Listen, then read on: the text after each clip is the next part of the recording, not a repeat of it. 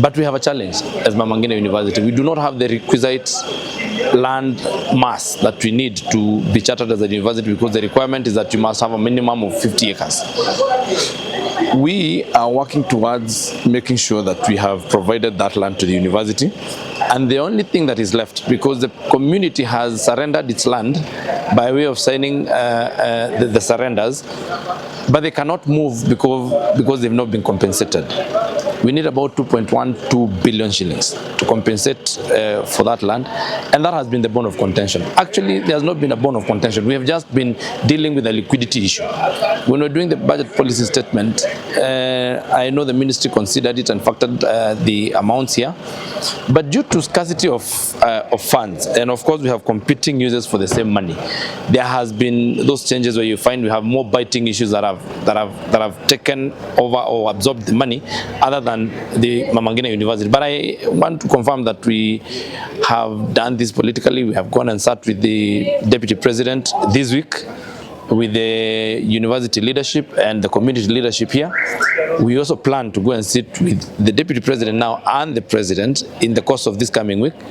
And I am positive that other than the $500 million shillings that we have been able to set aside this year, then we are likely to get interventions that will give us more money that is able to open up and unlock the land issue in Mama Ngina University College.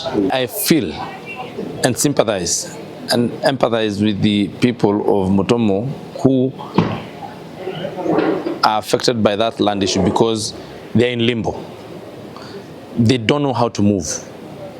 You cannot develop because that the parcel of land has already been valued, and the amount that was raised is what you're going to receive. So you cannot build, you cannot sell, you cannot move because you do not have money. They are completely in limbo, and really that has affected their lives. And I sympathize with them completely. I completely sympathize with them, especially because a lot of them are on small pieces of land and they have nowhere else to go. They are waiting on that compensation so that they move for the university. And of course, you know, when people engage the government and the government has told you that this parcel of land shall be taken and you have committed, when you do not have the money, then becomes a problem, because you cannot argue with the government. And so you know the government might come one day and just say, okay, now this is a parcel of land. I know the pain that they're going through.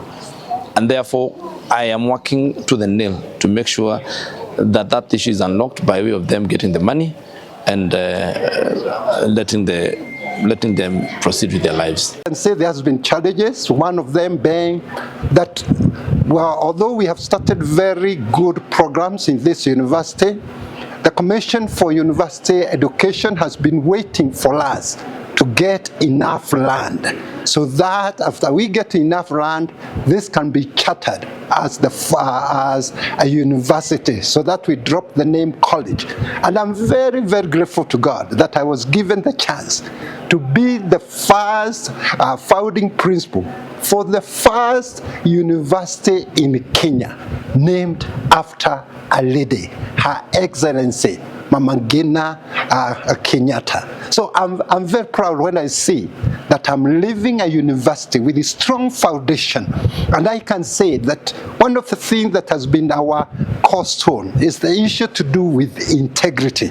And I can say we may be the only public university in Kenya where students leave their laptops in the lecture hall, or they leave their phones charging in lecture hall, and nobody steals the phone. So we are laying the foundation of that culture, a culture of integrity, a culture of diligence, a culture of doing things right. Because you know, that is one thing that is having a big challenge to our country.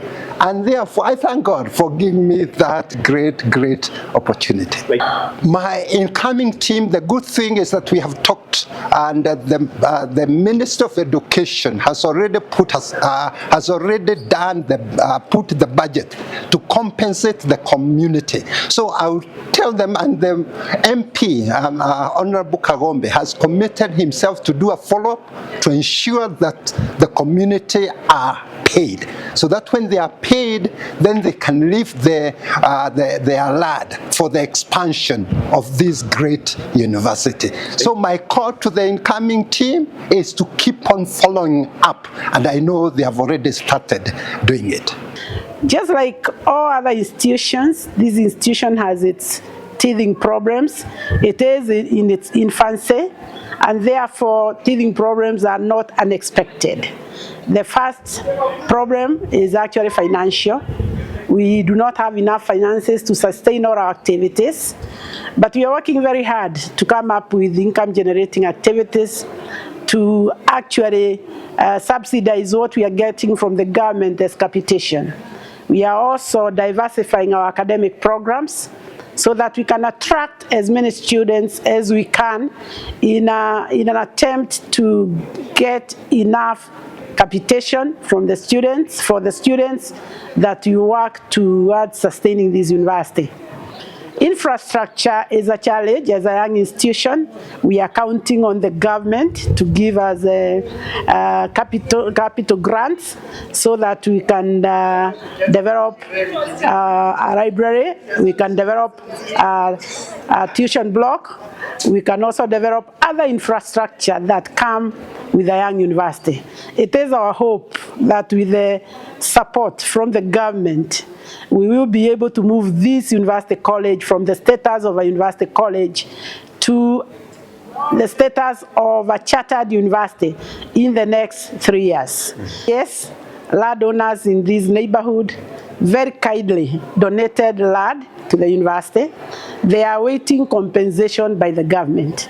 I'm sure the government is committed to do that, and sooner than later they should be compensated so that they give space for the university to grow. Shukuru sana because Kenya tulikuwa kitafuta ni political goodwill ndio watu wetu waweze kulipwa mashamba zao, na saa hizi wamejitolea na wamesupport kwa njia ambayo ni hali ya juu sana, na saa hizi tunajua tutakuwa tukilipwa soonest possible.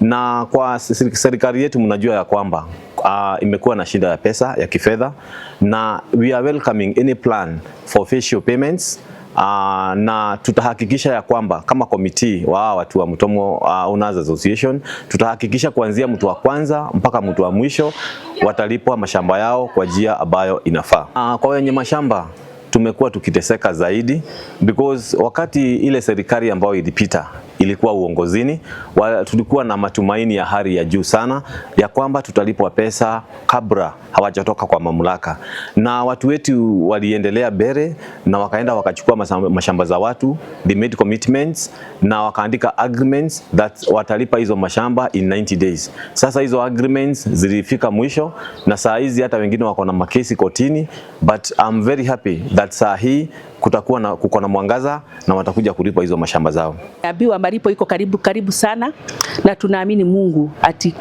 kwa siku za karibu tutakuwa tunapokea hiyo malipo. Hii university ikiwa full French na ikipata hiyo charter, tunajua hii community haitakuwa the same again. Kutakuwa na mabadiliko, watu watakuwa wataendelea juu wameanza kujenga manyumba, wameanza kufanya biashara, na hata ile kunywangi wa pombe itaisha. Kwa hivyo tunashukuru Mungu sana. Kuwa na changamoto sana kubwa sana. Watu wengine walienda wakamake promise, wengine walienda wakachukua mashamba ya watu, wengine wakalipa deposit, wengine wakaanza hata kuweka hiyo maneno kwa mind ya kuhama.